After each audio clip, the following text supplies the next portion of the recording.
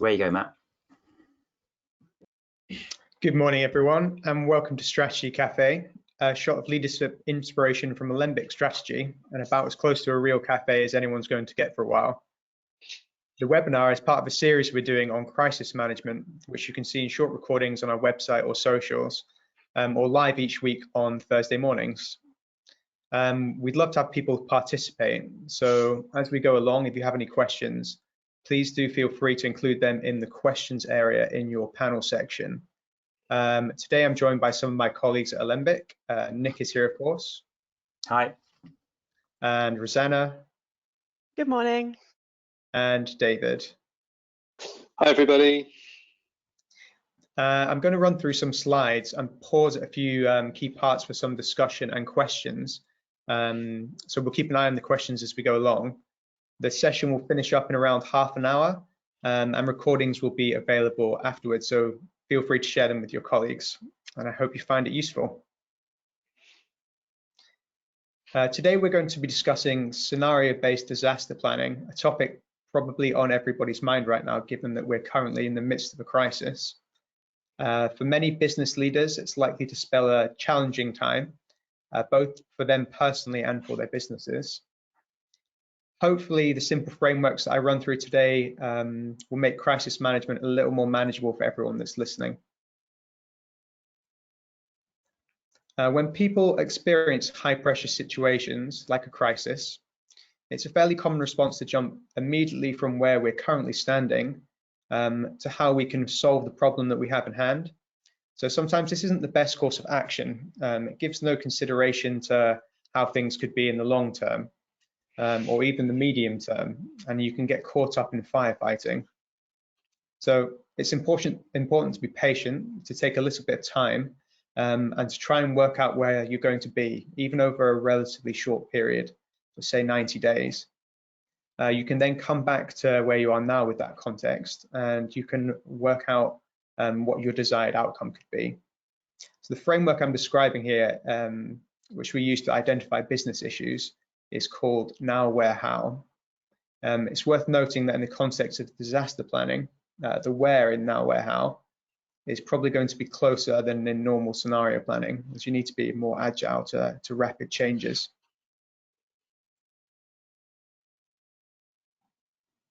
So taking some time to identify the current underlying issues of a business is always a good starting place when we're talking about the now for a company. For me, the best way to work through this and really dig into the issues of your business is through using mind mapping. So I'm sure that's probably a technique that a lot of people listening will have heard of. One of the reasons this is such a great exercise to undertake is that nobody knows your business like you and your team do. So you've got a wealth of knowledge to use when you go through the exercise. A point to look out for while you're mind mapping, particularly in a crisis situation, is the potential upside. So you may get very focused in on what you're trying to do to fix things, but there can be an upside, so make sure that you look for it. There's loads of great tools you can use along with mind mapping exercises. Sort of to the Alembic team, a good question for you is, what tools do you use while you're mind mapping? I'll pick that one up, Matt. Often with a mind map, I'm a huge fan, and as the team will know, they're quite often sprawling. We use a whiteboard, and folks will often come in and find an awful lot of words have been written in there. And understanding which of the key points is that you should act upon is really, really important. And so we use the Pareto rule, the 80-20 principle, to take down the quantity of actions that you might carry out, and the way that we would do that is to maybe put that out as a vote to the team or the people who are in the decision-making process, to actually vote, or give them 3 votes and put a sticker or something onto the most important elements of the mind map, and then it's a simple process of quantifying which of the actions you're going to take forward. Sure.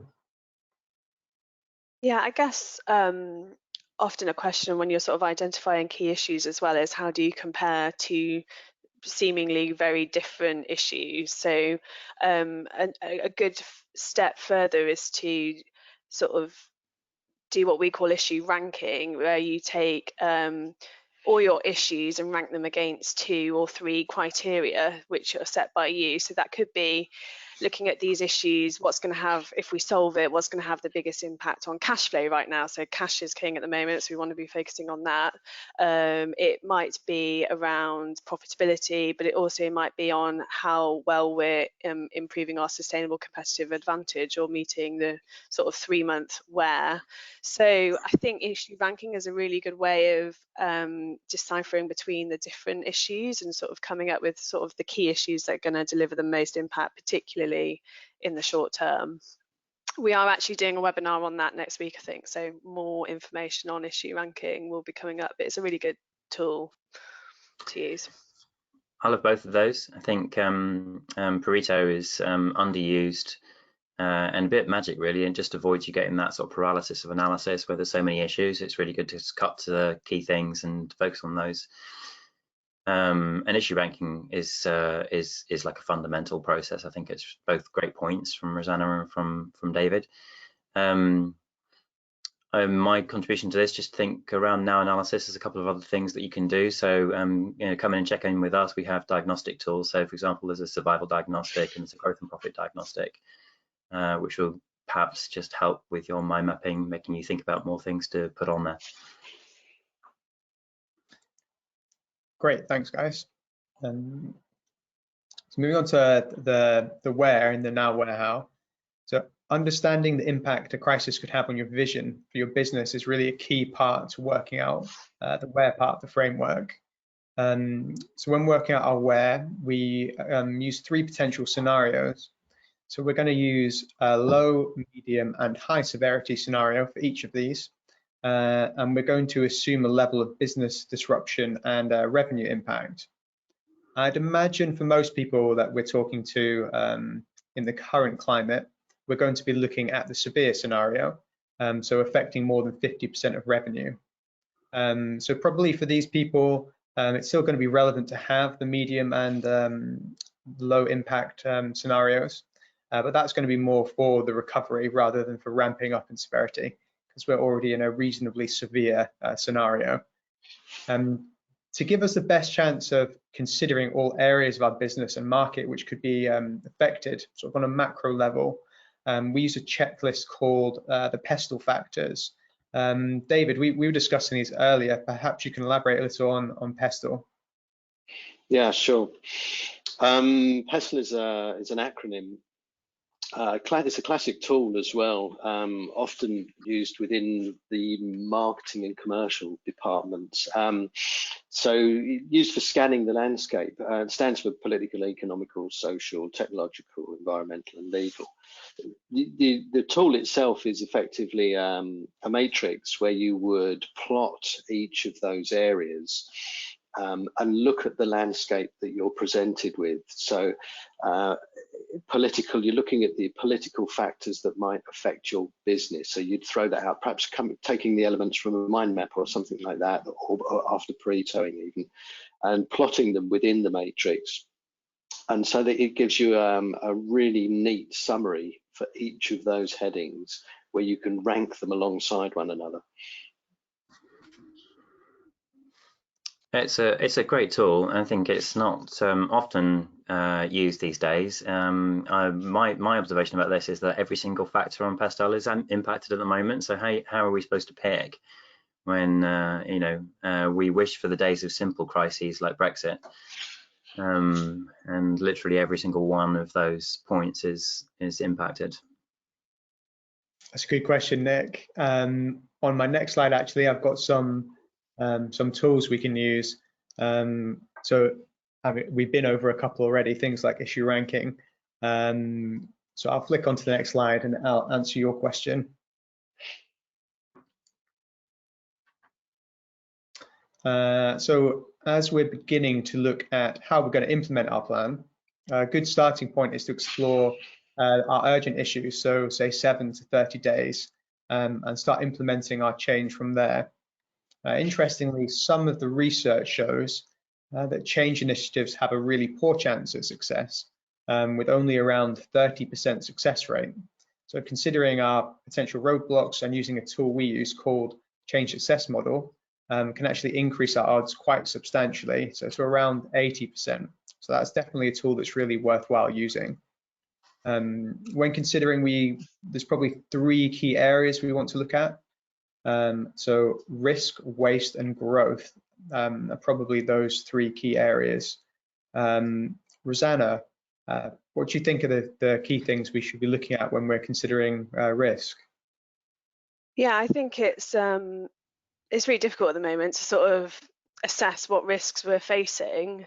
And just to the pastel point, I think it's how do we compare a political risk with a sort of environmental risk, and what are we doing sort of social risk as well, so how are we managing sort of our staff and all those sorts of things that we're all facing, so they're all risks that we're facing.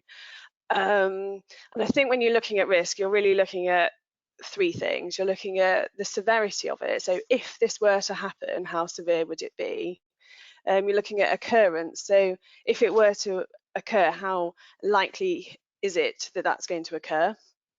And then the third thing, which is normally forgotten about, which is about detection.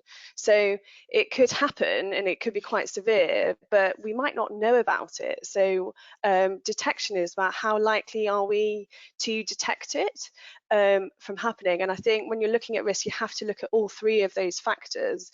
And if they're scoring high in severity, high in likelihood of occurrence, but also high in terms of we might not ever detect it, then we really need to go and look at that risk. And that's a really good way of just unpicking all the risks that you're facing right now, because I'm sure there are many, and just trying to focus on where you should be concentrating your efforts. So that's what we call the FMEA tool, but really you're looking at severity, occurrence, and detection. We can share all the tools with you afterwards as well. FMEA is a great tool, right? It's a really good way of getting a composite score, so that you can focus your attention on the priorities. It's very effective for risk analysis. Yep, and it's worth noting that, like Rosanna said, that following the webinar, we'll be sending emails around and sharing some links to tools and other talks that we've done on some of the things that we've discussed today. Nick, perhaps you could talk to waste. Sure. So waste, really when you're talking about efficiency, it covers all areas of the business. Waste often is unseen. So it's in lost opportunity, and it's in time that's not focused, as well as in areas where you might expect it to be, like in a manufacturing process, having waste in the cuts, for example, having a poor cutting process or something like that. So it's literally everywhere. Depending on the type of business you're in, you're either going to be hitting a hard stop, finding a need to pivot radically towards one part of the business which is busy while other parts are quiet, or actually just literally scaling up to try and meet demand. So we're seeing all 3. And I think when the chips are down like they are at the moment, people are way more decisive and focused around waste. So I think you need to go beyond the obvious, which is leaving no unturned stone on costs, and really going through the P&L line by line, item by item, and making sure there's nothing in there that is not needed. So really tight on overhead is like an obvious point. I think if you're then thinking about pivoting, it's about redeploying resources and making sure that you are completely efficient in the transfer process, in moving people from one focused service to a new one which they're not used to, and scaling around that. So it's really important to go through that process, make sure it's done efficiently, making sure people are really focused on the key outcomes. And even if your business is growing, there is still an opportunity for there to be a massive waste reduction, because really what you want to do is optimize the amount of resource that you've got for output. So you might think it's not necessary if business is going up and turnover is rising. Actually, it's probably one of the most important points to really make that efficient and not bring in more costs than you need to, or more resource than you need to get stuff done. So for me, waste is critical in each scenario for businesses at the moment, whether they're on the downside, the pivot side, or on the up. So really important one to have a look at. Yeah, I think it's probably one of the places people are going to tend to start with waste as they try and strip some of their costs out. Yeah, I know that's really important. It's not easy to do. It takes a lot of time and effort. You can cancel things, you can renegotiate. There's an awful lot of work to do there, but don't get stuck on there. I think it's my key issue. My key point here is don't get stuck on the overhead. It's not really just about that. It's really about people and time, and making sure that you're focusing on doing the right things and not wasting any of that precious resource. Yeah, and probably along with that, the other side is growth, our third point, which is really important to consider along with our waste. Yeah, absolutely, Matt. There's a number of things we can look for in the growth area. You're going to look to the obvious, the areas of penetration. So you're looking to your existing markets where you've already established maybe supply chains, product routes, and you're going to. It's worth exploring any opportunity that you might find within that existing space, but also go across towards diversification. Where are there untapped areas that are beyond your normal spaces that have actually emerged? And you can leverage that using a number of tools, as the growth model tool or the product portfolio tool. But you might also use the force field analysis, which is a really neat tool. Again, taking the Paretoed items that you might have from a mind map, and then plotting the positives, and work with your team, get them all to contribute on what are the significant things that you can do positively within the business to leverage your product or service out in that market space so that you can really achieve the growth that you need to survive. And similarly, within the force field model, you can look at the negatives, those forces that are acting against you, and seek out ways that you can minimize the effects so that you can achieve growth. Yep, and it's worth saying that these three things work best when they're combined.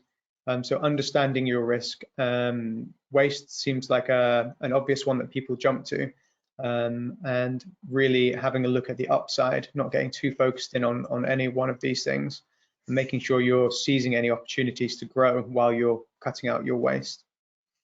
Matt, can I just chip in? I think one of the things that we haven't mentioned, and I think links really well to growth, is just remembering your SWOT. So remembering your strengths and really sort of leveraging your strengths. And I think just sort of always reverting back to what the SWOT of the business is. I think it's just maybe just a helpful thing to add in. Yeah, I think your strategic SWOT is a really good thing to have running in the background all the time. It's something which is great to go back to at management meetings and have a look at your SWOT and how the situation's evolving, and see if there's anything that you've been talking about that could apply to your SWOT. It's a great, really versatile tool. I'm sure probably people are fairly familiar with that as well. But again, we'll include that in the tools we pass around at the end. Yeah. So once we've worked hard on outlining our plan, it's time to get everything recorded in a format which is going to be easily understood, and which anybody can easily look back to and reference. So we use something which is called a one-page plan, which is done for the next 30 days. So in this case, we should probably be looking at our plan a little bit more often than 30 days, given that things are changing really rapidly. So probably what I would suggest is at weekly management meetings, you get out your one-page plan and you have a review, and input anything that you might be talking about into your one-page plan which is relevant. So it's something which is more relevant in a crisis situation as things are changing really rapidly, and a short or medium term in normal times might be 30 to 90 days. It's going to be a bit more relevant to change things as quickly as you can. A key point to mention is that when we've got anything which is actionable in our one-page plan, there needs to be accountability assigned to it. So you want to be pushing this forward all the time. So you should have people who are assigned to your actionable tasks and a timeline to the tasks that are going into your one-page plan. You don't want to be recording things which are great ideas, but ultimately turn out to be meaningless because nobody ever drives them forward. Something else you can do is to use key performance indicators to quantify your success. This will also serve to point you towards which scenarios you're going to be in. So these are pointing you in the right direction, but are really just a signpost. So don't get too caught up on any one idea or scenario that you think you might be heading towards. You should try and be open-minded, and you should go with the feedback that you get, and try and be agile. A question for you on that actually. Given that there's an awful lot of people working remotely, distance from their teams, how might people keep things agile under those circumstances? I think there's lots of things you can do. Nick, did you want to talk to agile? Sure. I mean, I think agile is the right response in the current environment. So Matt, I think it's a great point about shortening your time cycle for planning and having weekly meetings, and just it kind of feeds into that, doesn't it? So we all know that the current environment is highly uncertain.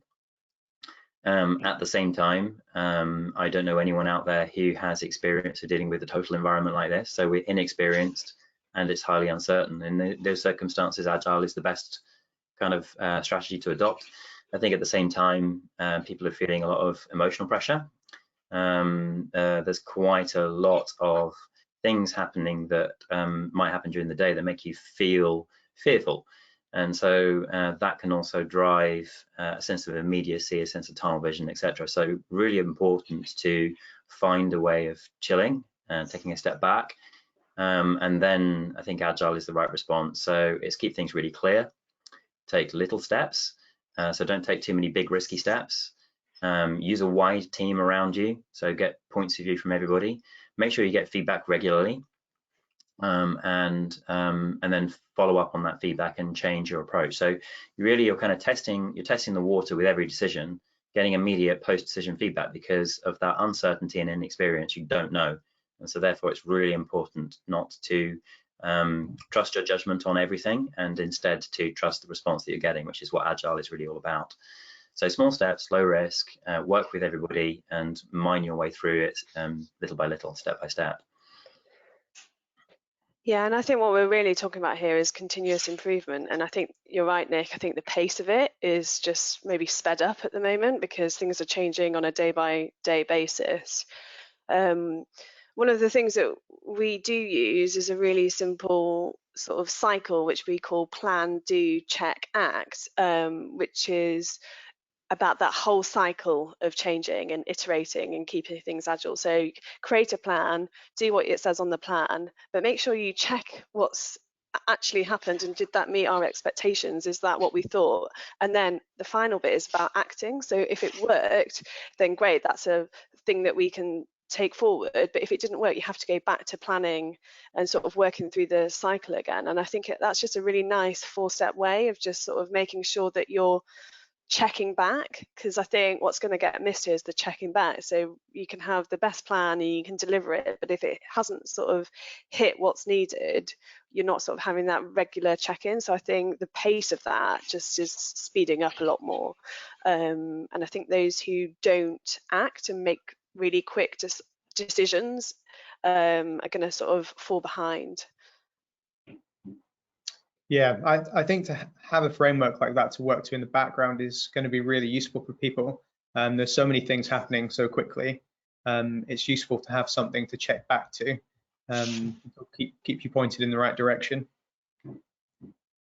Just a final point for me: teamwork is mission critical. To everything that everyone's already been saying, just teamwork is mission critical. You kind of got to split up the tasks and get people to go off and do stuff and then come back really quickly, feedback. So open communication, no blame, get all the information flowing as fast as you can, stay transparent, stay authentic, and I think so that teamwork is the key word at the heart of all of that. Sure. So finally, a few reminders on next steps. So it's worth just making a couple of points. So you should be trying to set a time and a format for your next meeting. That is probably going to be online at this point, I'd imagine. Finding who's going to be involved, reviewing your plan as we've been over as often as you can. So try and aim for once a week while you're in a crisis situation. Really try and be open-minded as you go along and adapt to the situation. as things happen. And ultimately use your team, use your expertise, plan, work together, and we can all prosper together. Thanks very much for listening to that. I hope you found it really useful. We're going to stick around for a few minutes and just pick up any questions that come through. And we're going to give you a little bit more information on the programs and resources that we've got live just now. In the meantime, David, I think you have some of that information for people. Yeah, sure. So again, echo Matt's thoughts. Thanks for joining us this morning, guys. It's testing times, hence us rolling out the Coping in a Crisis series of webinars. This is the second in the series. Next week on Thursday, same time, same place, we're going to be running the next one, which is on issue ranking.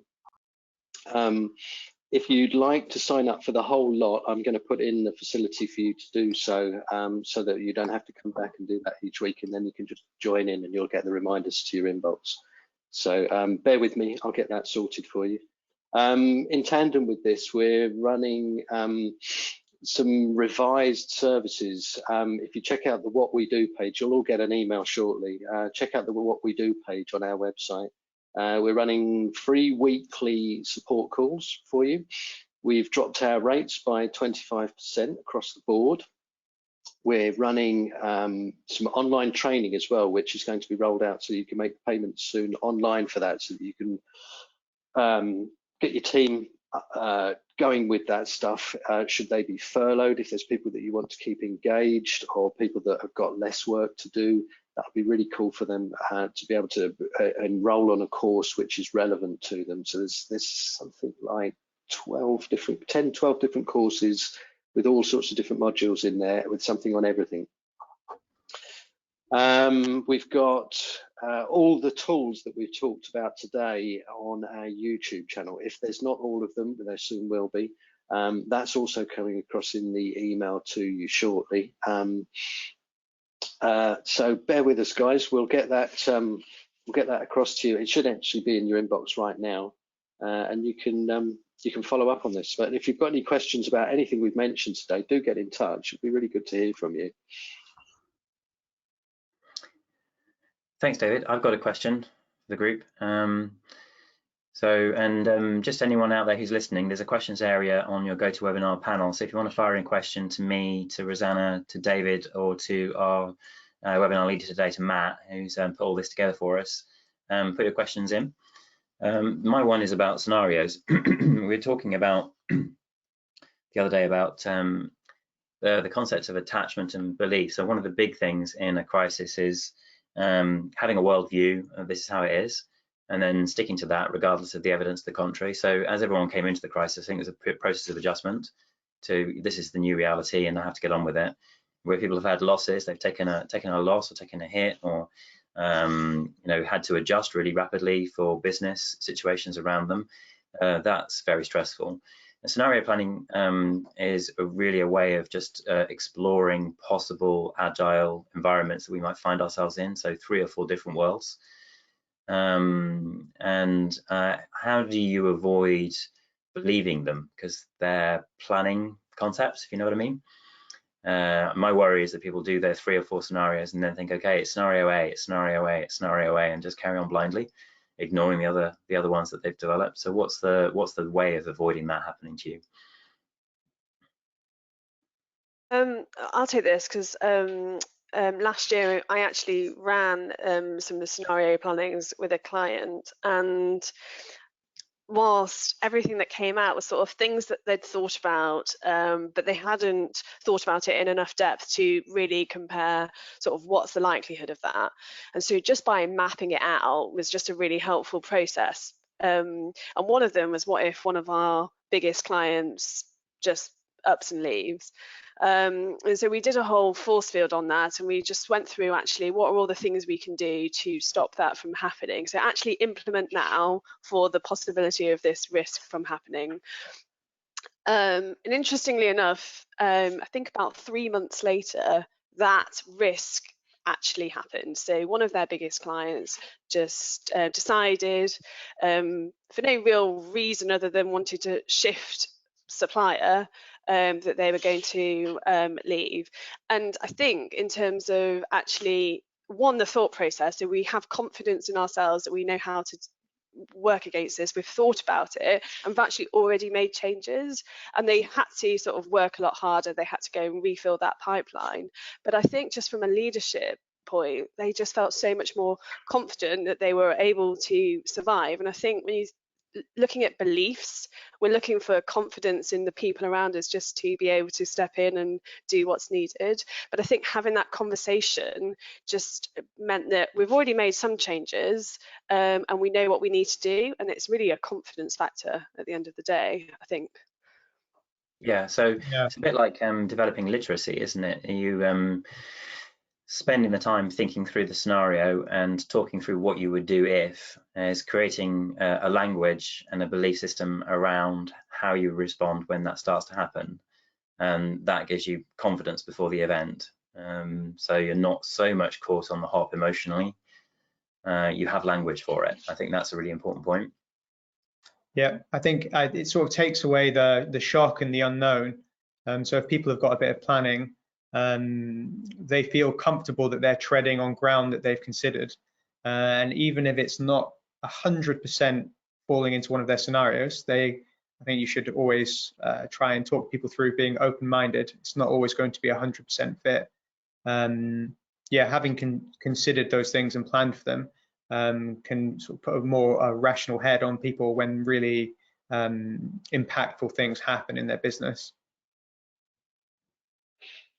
Thank you. Very good.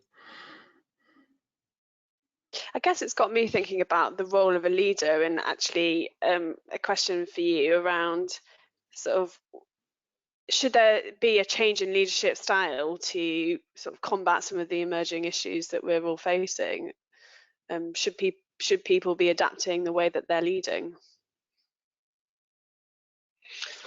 And interesting, I had a conversation with somebody yesterday about exactly that, and it was less about a complete change of style, but more of a shift of consideration actually, and the engagement with the team that they were having. So it's almost more focus on inclusiveness and extending a devolution of power in some instances, which was and again using the tools that we use to bring that about. So using getting the team to contribute to a mind map, thinking about the things that the team could do, and instead of the leadership actually dictating the way forward, they would invite input and let the team kind of pave the way themselves. So it's a shift of mindset and in mental readiness, if you like. It's that mental preparedness for what's to come. I think what's interesting about that is that this is a shock that's not only felt in the business landscape, it's also just felt by everybody. And so whether at home or at work, it's just a really strong change that's happened. And I think that's maybe quite different to other crises that have happened in an organizational sense, because everybody knows about it, everybody can understand it, and it's no fault of any sort of person or policy or whatever it is. And I think it's just felt by everybody, which means that we're in terms of engaging as a wider team, David, I think it sort of makes people more compelled to want to try and willing to help and do what they can. So it's really interesting to see how everybody's starting to come together to deliver, which is maybe has a different feel to other things that may have happened before. Yeah, accentuated by the remoteness of people, togetherness and remoteness, but finding ways to bring thinking closer, to collaboration closer. It's really important. Yeah, but I guess it's balancing that with also actually making really quick decisions as well. So yes, getting the feedback, but also making that sort of snap decision just to get the pace on it. Yeah, I think it's really important, and not shirking from making the having the difficult conversations that are needed. And, you know, you need to get into those quickly and get over them. And you know, everyone will worry a lot about the reaction they're going to have when they have to say things which are maybe hard to hear. So, you know, we always say, remember your humanity, remember your compassion before you have it, prepare yourself mentally for doing it, but don't shirk the responsibility for telling people the truth. I think that's a really important point. And then also consistency is really important. So I think where the environment is agile and there's a lot of change, you might need to chop and change policy a little bit. It can seem inconsistent. So for me, that just ups the need for communication. It's a less consistent environment, you need to communicate more. So that'd be my tip for leadership, is to don't duck the difficult conversations and communicate more. So maybe that's a great place to wrap up. Yep. Thank you everyone again for joining us today. Do look out for your email coming in with the resources that David talked us through, and hopefully we'll see everybody on next Thursday for our next webinar. Bye everybody. Hope you have a great day. Keep safe. Cheers. See ya.